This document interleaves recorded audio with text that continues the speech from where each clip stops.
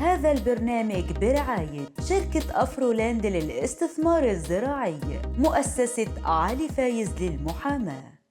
أعزائي المشاهدين، ورجعنا لكم بعد الموجز وبعد الفاصل، ولكن رجعنا لكم بمفاجأة. معانا النهاردة ضيف عزيز علينا وهو النقيب طارق عبد العظيم، نقيب محامين بني سويف. أهلا بيك يا معالي النقيب. اهلا بيك يا استاذ علي. نور الدنيا كلها. نورك يا فندم، ربنا يبارك فيك. هنستغل وجودك النهارده ان شاء الله، وهنتكلم عن موضوع مهم جدا، مهم للمجني عليه، مهم للمتهم، مهم كمان للساده المحامين زملائنا، الا وهو ايصال الامانه، وخصوصا ايصال الامانه عندما يوقع على بياض. تمام. جاهزين باذن الله. هنشوف مع بعض تقرير دلوقتي يا طارق بيه، ونرجع نكمل حلقتنا ان شاء الله. انا مش عارفه اصلا، واتفاجئت ان هو عامل ده كله. كان ليا بنت اخ متوفي وكان لازم اجوزها، فاضطريت ان اجيب لها حاجات بالقسط ومضيت على وصولات على المبيع. انا واخده يعتبر ثلاث احكام. اول وصل 3 سنين، وثاني وصل 2 و6 شهور، وثالث وصل سنه. والله انا اتكلمت معاه، قال لي لما يجري معاك فلوس يبقى تعالي حلي معايا 130 120، بس هو والله المبلغ اقل من كده. الله يسامحك. ايوه جوزي يعتبر دلوقتي قال لي انا ماليش دعوه بالموضوع ده، يخصك انت، انا راجل على باب الله، ما معيش ادفع لك حاجه. عندي يعتبر عيل في يعتبر ده ثالثه ابتدائي، وعيل في ثانيه ثانوي، وعيل في الدبلوم. اخلص اللي عليا وهو مش عليا، انا مش ذنب ان انا سترت يتيمه، ما كانش ينفع اسيبها، ما ينفعش انا اتخلى عنها، وباباها كان على باب الله. عشان انا لو هو كان باباها موجود انا ما كنتش اتعرضت لكده. انا تعبانه، انا عماله دايخه ما انامش. الحكومه جت خدتني، بقى الناس شايفيني وانا طالعه ومش مصدقين ولا عارفين ان انا ممكن اتعرض لكده. كان شكلي بشع قوي وانا طالعه، والحكومه واخداني وانا مش عارفه اصلا، واتفاجئت ان هو عامل ده كله. ربنا يسدد مع الناس كلها يا رب، ويستر عرض وليانا كله، ويقدر كل واحد على اللي هو فيه.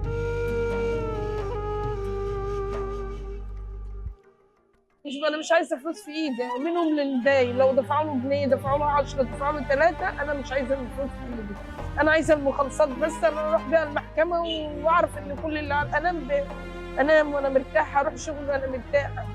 محدش يمضي على الابيض يا جماعه، محدش يثق في حد ان يقول له مثلا امضي وخد اللي انت عاوزه. لا، انا مديونه بداين 340,000 جنيه ماضي على بياض، وبنصح اي حد ما يمضيش وصولات على بياض. واتحكم عليا ب 12 سنه، ومعايا 3 بنات، واحده في ثالثه اعدادي، واحده في ثالثه ثانوي، واحده اولى ابتدائي، وابوهم سايبنا وطفش، ما اعرفش عنه حاجه. واخده حكم نهائي ب 12 سنه، 4 قواضي في 3 سنين ب 12 سنه. سايبه بناتي بقالهم 9 شهور، كان اصل الداين 240,000، عملوا بالفايده 340,000. انا بناشد اهل الخير يقفوا معايا ويساعدوني عشان خاطر بناتي. انا بقالي 9 شهور سايبه بيتي ومتغربه، انا ماليش غير طلبات انهم يتفاوضوا مع صاحب الدين ويسدوا لي الدين. بنتي اللي في ثالثه ثانوي بتشتغل بتصرف على اخواتها، وانا سايبه البيت بقالي 9 شهور، وفي كل بيت بقعد شويه، عند الخال شويه، العم شويه، بنت الخاله شويه، اللي بيتقلق مني بسيبه واروح عند غيره. انا ما بكذبش والله، قسما بايات الله دي الحقيقه. زي ما شفنا مع بعض، حاجه صعبه جدا. تعقيبك يا معالي النقيب. والله حاجه تحزن فعلا، مش صعبه، تحزن كمان. وده بينبئ عن امور للتعارض ما بين النص والتطبيق. يعني عندما استهدف المشرع التشريع في قانون العقوبات الماده 341 عقوبات بشان الحمايه الجنائيه لكل من استلم مبلغ او سند او خلافه، اللي هي بتغلف الواقع الجنائي، لكن على التطبيق العملي بتجد ان استغلال التواء وتلويه النص بشكل ان احنا هنشوف المآسي دي. وبالتالي كان في البدايه لازم نبدا نتكلم بصفه عامه على ما هو عايزين نعرف الناس الاول كده والساده المشاهدين عشان يعني الناس، ايه لان احنا اللي احنا فيه ما بين الجهل القانوني والحاجه، صحيح، وسوء الحل الاقتصادي. كل ده في خضم تشريع موجود لشيء وبيطبق بشكل شيء تاني. وان كانت الدوله هندلف دلوقتي عملت ايه ومفروض تعمل ايه، هنتكلم بصفه عامه عموما يعني. هنجد ان احنا بنتعرض لايصال امانه، احد صور العقود الوارده في قانون العقوبات في الماده 341 اللي بتحمي الورق وبتحمي المبالغ المسلمه على سبيل الامانه، واللي بتجرم الاستيلاء عليها وتغيير الحيازه من حيازه ناقصه لحيازه كامله اللي هو اختلسها لنفسه، وبتدي العقوبه. الا ان على الطبيعه بتبدا نلاقي على التطبيق العملي ايصالات الامانه يا اما جايه من اتجاه افراد، يا اما جايه من مؤسسات وجامعات اهليه اللي هي خاصه. يعني انا بكلف شخص دلوقتي ان انا بديله مبلغ على سبيل الامان عشان يوصلها لطرف ثالث، ولكن في الواقع العملي في ناس بتسلف ناس فلوس وتمضيها على بياض. ما هو انا بقول لمعاليك على التطبيق بقى، على الوجه الاخر تطبيق استغلوا والالتفاف على النص عشان يطوعوه لمصلحتهم، هي في اساسها هو دين مدني، وبالتالي بيحاول يبروز الورقه اللي هي الايصال من 3 اطراف، ويبدا يتكلم على ان هناك فعل تسليم وان هناك اختلاس لنفس. مش هنا محكمه النقضه طارق بيه اكدت ان اهم شيء ركن التسليم؟ ليه بعض الدوائر ما بتاخدش بالاتجاه ده؟ ما هو انا بقول لمعاليك في اتجاهات مطلوبه لسه من الدوله هتعرض ليها، وهي جزء مطلوب تعديل تشريعي اللي يلزم المحكمه ان هي تتثبت الاول من الاركان عشان يبقى في عقوبه. تمام. وعشان ما نلاقيش المآسي الكثيره. خلي بالك هو لغم، الايصال ده هو لغم، يا ينفجر في وش صاحبه يا ينفجر في المرفوع عليه القضيه ويسبب له ضرر عكس الحقيقه. طيب خلينا ناخدهم واحد واحد، خلينا ناخد الطرف الاول وهو المهم عندي، وهو الطرف المتهم. ازاي المتهم، ايه الدفوع اللي ممكن يقدمها او ايه الخطوات اللي يعملها لما يوقع ايصال امانه على بياض ويتم تحريك الدعوه دي ضده من خلال الشق الجنائي؟ الف باء يا فندم، اي حد هيمضي على وصل امانه لازم يضمن انه يملى بياناته كلها بخطه، لضمان انه يحط الرقم ويحط المبلغ الحقيقي، لان لو تم العبث وزي باضافه صفر او باضافه رقم يسارا او يمينا هيتبين في اي طعن انه مزور. يبقى الحمايه الاولى للشخص اللي يوقع ان واحد ما يوقعش على بياض، لانه بيديله الفرصه انه يكتب ما شاء وازيد مما كان وازيد من الحقيقه.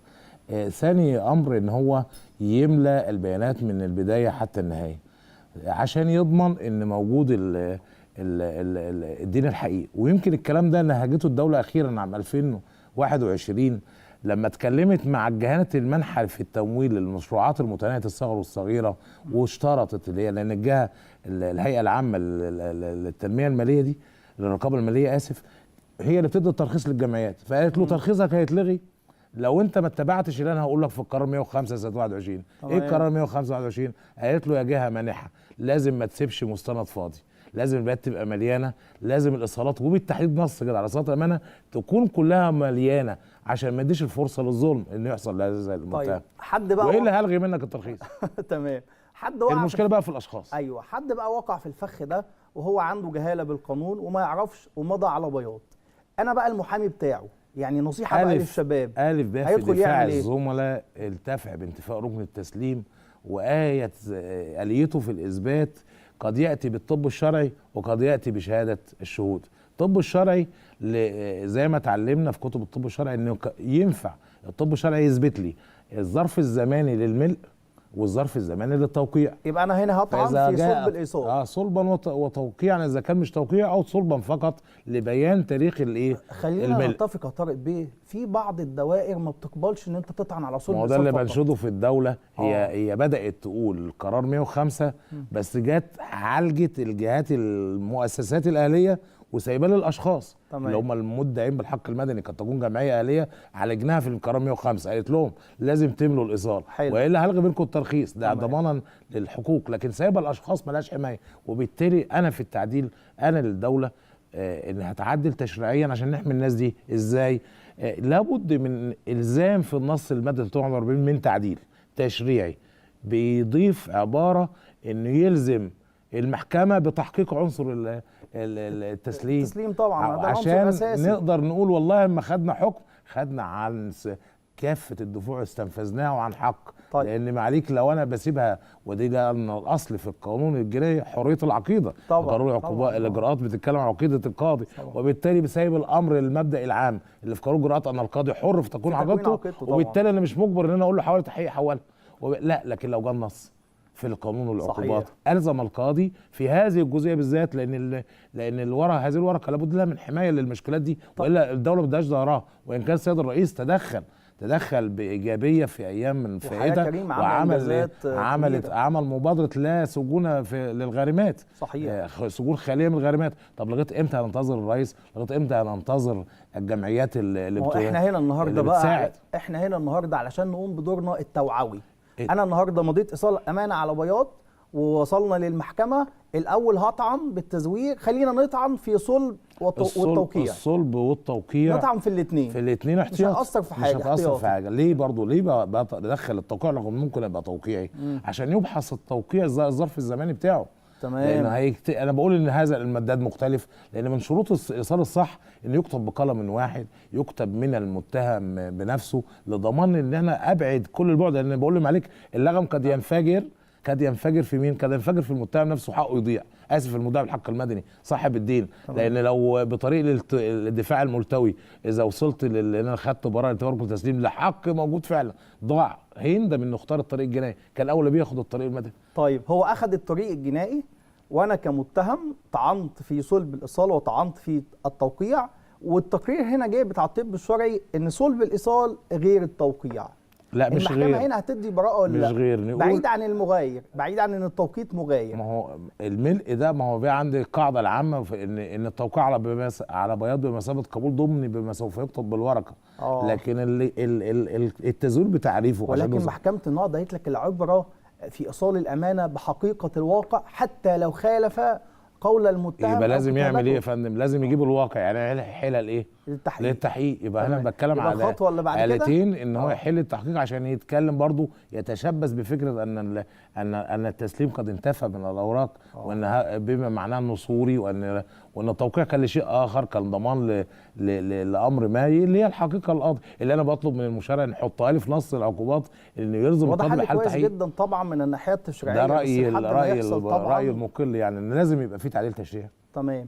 طيب هل القاضي ملزم هنا لو انا التقرير جه ان الايصال غير التوقيع، الصلب غير التوقيع، انه يحكم بالبراءه ولا لا؟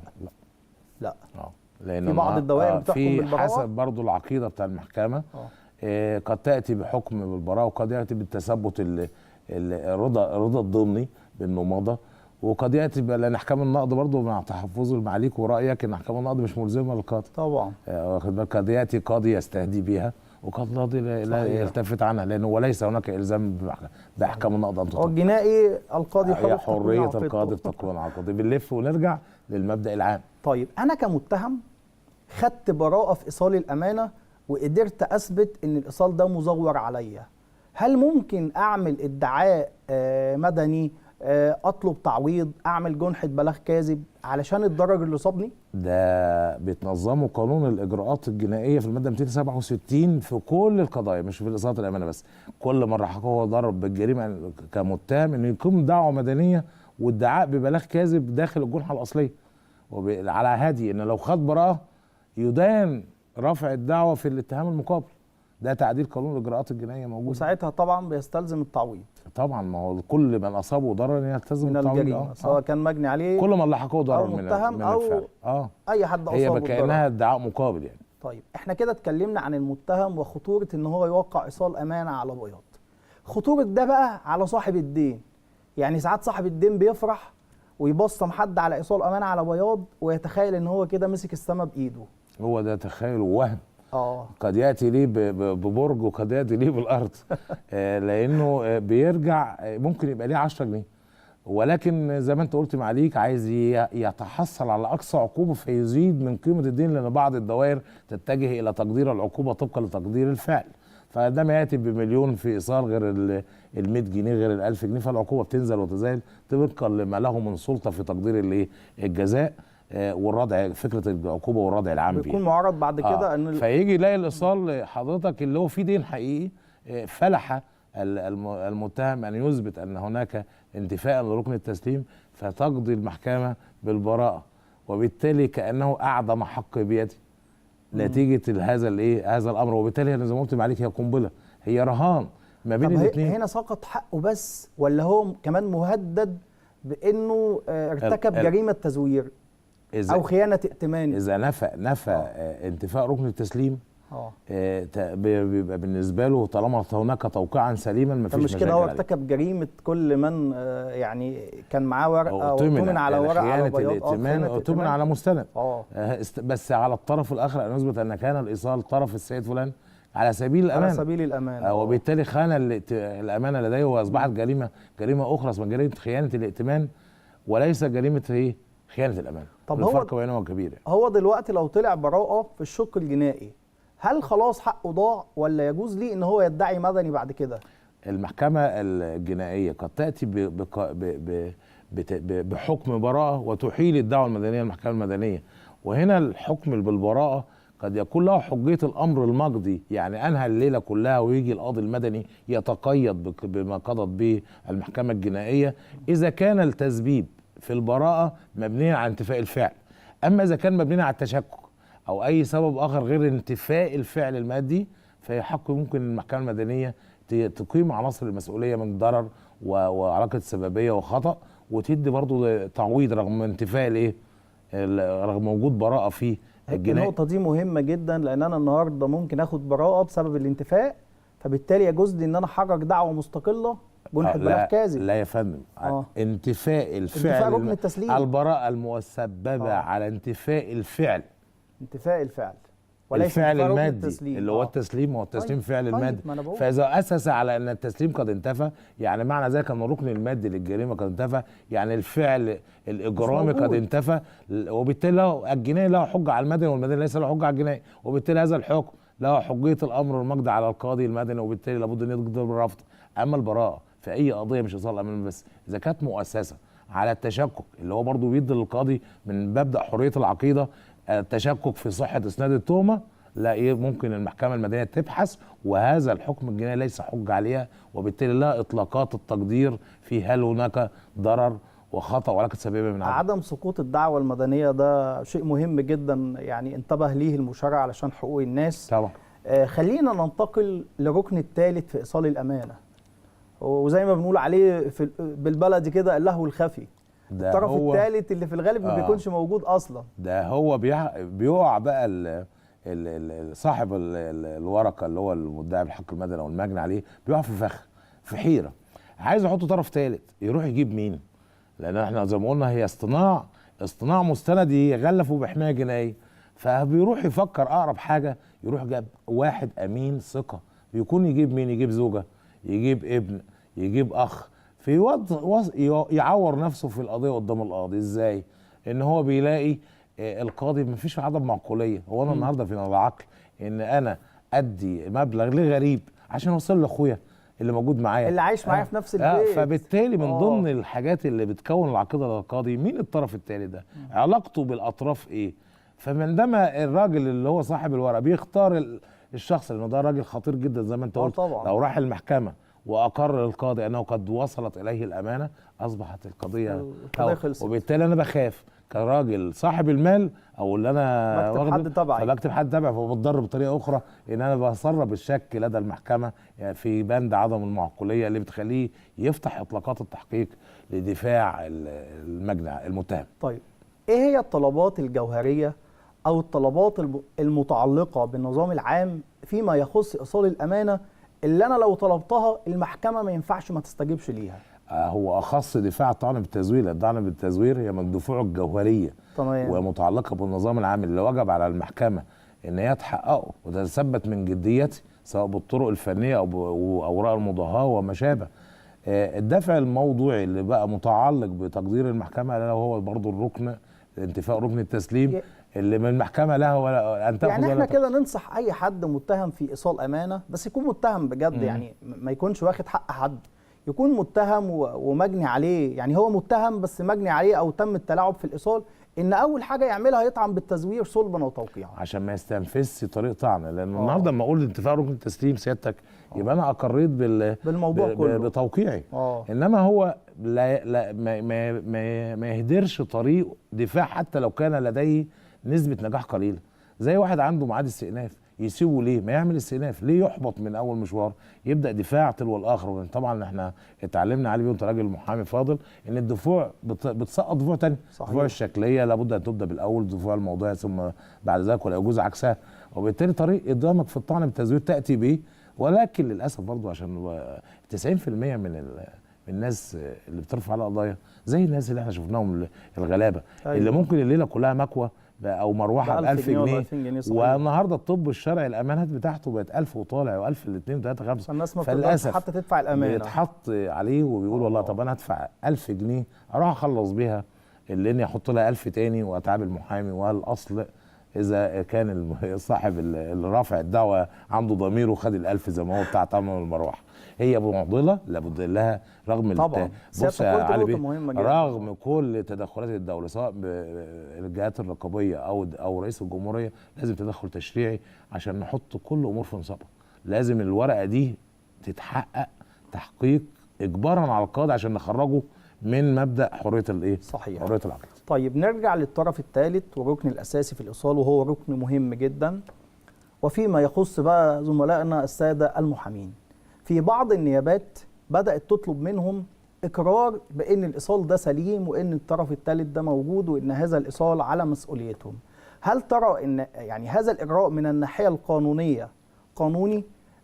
ومدى اهميته سواء للمحامي او المجني عليه او المتهم؟ لان بعض الزملاء اشتكوا من القصه دي. الاجراءات ايا كان داخل المحكمه او داخل النيابات لا يعلم تماما ان لابد من نص. الواقعه دي او التعليمات او قرار وزاري ايا كان مش موجود. التعليمات دي او الكلام ده كله اجتهادات من النيابات نتيجه مشكله برضه. المحامي انت حكينا قلنا متهم ومجني عليه وطرف ثالث، لا بقى في طرف رابع المحامي اللي قد يكون ظالم او قد يكون مظلوم. يعني اقول عليك ازيدك من الشعر بيتي، النهارده في 90% من المحامين بتدار في هذه القضايا. يجد اول عدو ليك موكلك، اول ما تتمسك القضيه مزوره او ما شابه يجي الراجل يقول لك مش انا المحامي اللي عمل كل حاجه عشان يتخلص، وقد يكون حقيقه وقد يكون كذب. لكن النهارده الضمانه ايه؟ الضمانه ان انا اثبت اخد مستندي صح كمحامي. اتفضل حضرتك انت جايب لي الورقه دي تيجي مليانه انا ما تدخلش فيها، يكتب على ظهرها مقدم مني وتحت مسؤوليتي. احنا كمحامين بنجيب حقوق الناس، للاسف فينا اللي بيفرط في حقه اللي هو التغليف القانوني للمستندات. مش شرط ايصال امانه، عقد بيع، اي مستند يقدم في الدعوه مضيه على صورته ومضيه، استلم منك مضيه. كل الامور دي احنا الزملاء بنناشدهم ومن خلال برنامجك الكريم ان يحتاطوا لضمان حقوقهم وان يبتغوا سير العداله ويبتغوا الخط المستقيم والكرامه والحفظ على حقوقهم قبل ما يفكروا. وهيكل وشكل المحاماه في مصر. انا عايز اقول لمعاليك ان في عاده الايام اللي فاتت ان بيجي لك التوكيل سواء من بره مصر او من داخل مصر، وبعد ما تحرك الدعوه وتشتغل تفاجئ ان التوكيل ده مزور اصلا. فدي نعمل فيها ايه؟ لا في افاقه جديده يمكن حديثه جدا من ايام اصبح السايد منصه مصر الرقميه، وطبعا ده بنناشد الزملاء ان احنا ندخل ونسيف نفسنا عليها. مهم متاح جدا. فيها باب في وزاره العدل باب الشرع العقاري اللي معاليك بتدخل بتدخل البيان بتاع الشرع العقاري ويطلع لك التوكيل، تتثبت وانت في مكتبك على النت. ده شيء جديد يمكن مش عارف معاليك تعرفه ولا لا، لسه بيطبق خلال ايام. اما تبقى على موقع المنصه الرقميه خش على الشهر العقاري زي ما بتعمل توكيل وانت قاعد في البيت. حلو قوي ده. بتدخل تستعلم تمام. وبرسوم بنظام الدفع المباشر. في حد ما عندوش انترنت او ما عندوش جهاز او ما عندوش اي شيء، لا حلول، احنا ما نتكئش. لا حلول. يصور التوكيل في حاجه يا فندم اخش على اذا كان الشهر العقاري جانبي اخش استعلم. طب لو بعيد انا النت موجود في سايبر، موجود في لدى زميل اخر، لا على التليفون. يعني قصه مش قصه. طب ما ينفعش اصور المستند ده واخليه يمضي خلف المستند اقر بصحه هذه البيانات؟ ما انا لسه قلت لمعاليك مش بس المستند اللي هو عقد البيع او ايصال امانه، لا التوكيل مقدم منه تحت مسؤوليته وصوره البطاقه بتاعته ودبس عشان في يوم من الايام يرتكب انا اقول حسن نيتي. كل ده بدور في انتفاء قصد الجنائي في الجريمه اللي هشيلها. اللي هشيلها. لا ده حصل، ده انا عندي واقع في بني سويف، وقائع المحامين وصلت فيها لضبط واحضار وقصه هم في الاخر بعد تحقيق ونيابه بصراحه كانت عادله، وبالذات في مركز ناصر. كنا الدنيا كانت غامقه جدا لمحامي. بعد ما تحققنا هنا اللي بيدير العمليه رجل بيعمل التوكيل لحد باسم مراته لواحده تانية شبهها نفس البطاقه. طب نفس البطاقه زي ابنه سرق البطاقه من امه واعطاها له، جاب واحده ما بتتكلمش وراحت عملت توكيل. بس القدر دايما المجرم بيسيب وراه جريمه. اللي انت عمل توكيلين في يومين ورا واحد، مره منهم محرر الشهر العقاري كتب ان لديها معين، والمره الثانيه ملهاش معين. يبقى النهارده في لعبه اتكشفت بعد ما مشت الاموال العامه اللي انا بعتب عليها. ان دايما التحريات بصفه عامه بتكتب مردده لاقوال المجني عليه. لا، تحرك كويس يا جماعه، وده انا بتكلم كتير فيه مع الامن ومع المباحث، ان في بالذات القضايا الخاصه بالمحامين، والمحامي زي ما بقول المحامي اللي زي الجزء اللي في الجسد اللي بايظ احنا او مش سليم، احنا اول ناس هنخسر. كلام جميل جدا، وهنتكلم عن علاقتك الجميله بالمحامين في محافظه بني سويف، لان في الحقيقه قلما تجد نقيب او مسؤول او حد بيعمل في العمل العام ويكون يكون عليه اجماع او حب بهذا الشكل. يعني انا اتحفظ على كلمه اجماع، لان يعني الكمال لله وحده، شبه يعني اجماع. الحمد لله رب العالمين، هذا بفضل ربي يعني. الحمد لله. ربنا احنا يبارك مع الزملاء اصلي، احنا يعني مش وليد اللحظه، تدرجنا في عمل نقابي افنينا شبابنا فيه، يعني عضو مجلس نقابه منذ عام 2001 حتى الان، يعني بنتكلم في 24 سنه عمل نقابي متصل لله الحمد، سواء عضو شباب او عضو فرعيه حتى عضو نقابه عامه للجمهوريه، ثم نقيب لمحامين بني محب سويف. للعمل العام. فيعني في دمي بحترم خصومي، بحترم كل الناس اللي بتعترض او اللي ليها وجهه نظر، وبحب بالذات الاهداف البناءه. ما بحبش اشتغل بنظام الفرعنه وقله الادب لا قدر الله، لان انا بمثل بلبس هذا، بمثل قامه للمحامين، لهم قامه وقيمه ما ينفعش ان انا اتجاوزها. اتعلمتها في الجيش زمان، اتعلمتها في المحاماه ان لها ضوابط، لان دلوقتي الدنيا اتغيرت، القصه ما فيهاش هز كتاف دلوقتي، القصه فيها عقل، وكيف تهادن، وكيف تتفاوض، وكيف تاتي بحقوق ما بقاش وقت زملائك. انك تاخد الدنيا لا بالصدر، الدنيا اتغيرت، الدنيا اتغيرت، لان مش اتغير. مجالها، ومش بس في ده، في كل حاجه تقدر تاخد عنايه بالعقل وبالمحاوره، وده والمفروض ده اصلا لغه حوار المحامي. كيف يقنع. الوقت بيخلص بسرعه لان الحديث معاك شيق. أيوة. عايزين قبل ما نقفل نتكلم عن حاجه مهمه جدا، وهي اللغط او الخلط ما بين ايصال الامانه والشيك. عايزين نسال ايهما اقوى وايه الفرق ما بينهم؟ دي النصيحه اللي انا اتمناها لمين؟ للاول لصاحب الحق. عشان ما تخاطرش، ما تفرحش زي ما انت قلت في مقدمه حضرتك، ما تفرحش انك تمضي على بياضي، لان معرض لدفع قد ياتي بك بايه؟ بالاخضر واليابس، ياكل الاخضر واليابس. دع الامر في شكل القانون نظمه. القانون زمان كان بياخد الشيكات الخطيه لغاها، فاعتد بالشيكات البنكيه اللي ليها ضوابط. ايه المانع حضرتك يتفتح حساب بنكي ولو برقم من جيب المقرض او من جيب صاحب الامر في بنك، وبالتالي تدخل البنوك في القصه، يبقى عندي شيك له قواعد حمايه قويه جدا على الظاهر. يكفيك ان تقول في شيك انه لا عبره بالباعث في الشيك، لان الشيك يحمى كورقه وليس دينا، هي اداه وفاء، وحتى الخروج منها صعب عشان تثبت ان هي مش اداه وفاء وكانت اداه ضمان. محكمه النقض والاحكام المتواتره بسيطه جدا، صعبه انك تثبت ان اداه ضمان. ان شاء الله هنفرد لها حلقه كامله. قبل ما نختم حلقتنا عايزين نتكلم عن الطعن في ايصالات الامانه. بنسمع كده يقول لك انا عايز اعمل معارضه، عايز اعمل استئناف، عمل معارضه استئنافيه. يعني ايه معارضه ويعني ايه استئناف ويعني ايه معارضه استئنافيه؟ نبسطها للناس البسيطه اللي مش فاهمه. في القانون المصري عموما ان هناك قاعده عامه، التقاضي على درجتين. التقاضي على درجتين في المدني هو سهل جدا، اول درجه وثاني درجه. اما في الاجراءات الجنائيه لما نظمت التقاضي على درجتين، اتكلمت على الحكم الغيابي. الحكم الغيابي في اول درجه يبقى له حق في معارضتي في الحكم الغيابي. ده يعني ما حضرش خالص، لم يحضر اي جلسه من الجلسات وصدر الحكم في غياب، سواء بنفسه او بوكيل عنه، اصبح الحكم غيابي، فمن حقه يعمل معارضه، والمعارضه بتعيد نظر الدعوه من اول وجديد. فياتي في المعارضه ياتي في المعارضه قد يحضر وقد لا يحضر، فاذا حضر وتأيد الحكم هي تقضي المحكمة ببراءة تأييد. أما إذا لم يحضر مرة أخرى قضت المحكمة يعتبر المعارضة كأن لم تكن، ودلف إلى الدرجة الثانية التي تبدأ بالاستئناف. في الاستئناف وله مواعيد 10 أيام من تاريخ الحكم النهائي في اللي هو المعارضة أو تاريخ الحضوري في أول درجة. 10 أيام بيحضر يعمل استئناف. طب حضر في الاستئناف برضه نفس الكلام، يطلع براءة يأيد او يعدل يعني باي طريقه. اما اذا لم يحضر فيصبح الحكم غيابي، لما ما حضرش اي جلسه هو. وده هنا مش بقول بقى ايه، مش هو ووكيله، لا هو، لان لا يجوز نظر الاستئناف الا في حضور المتهم. وبالتالي له معارضه استئنافيه. في التفاف بقى بعد المعارضه الاستئنافيه ان بيجوز ان من المعارضه الاستئنافيه لو ما حضرش، ودي جوازيه المحكمه، ان ياتي بمعارضه في المعارضه. إذا دي ثبت طبعاً أن مهمة. يوم جلسة المعارضة كان لديه ظرف قهري صحي، كان في حادث، كان محجوز، هنا بيبدأ تطبيق روح القانون في ان هو يتعمل له معارضه، والمعارضه اتقفلت القصه، عنده محامي عام بقى ويقفل وقف تنفيذ واشكال ونقض وتنفيذ. اتقفلت القصه وانا مضطر اقفل حلقتي مع نقيب وقتك طارق شيق عبد والله. العظيم، ربنا يسعدك، نقيب محامين بني سويف، اسعدتني وشرفتني. الله يعزك، الله يعزك حبيبي. دائما تمر الدقائق والساعات كأنها لحظات فينتهي الوقت، لكن لم تنتهي الأيام بعد، لأنه ما زال في حياتنا بقية. ألقاكم على حب والسلام عليكم.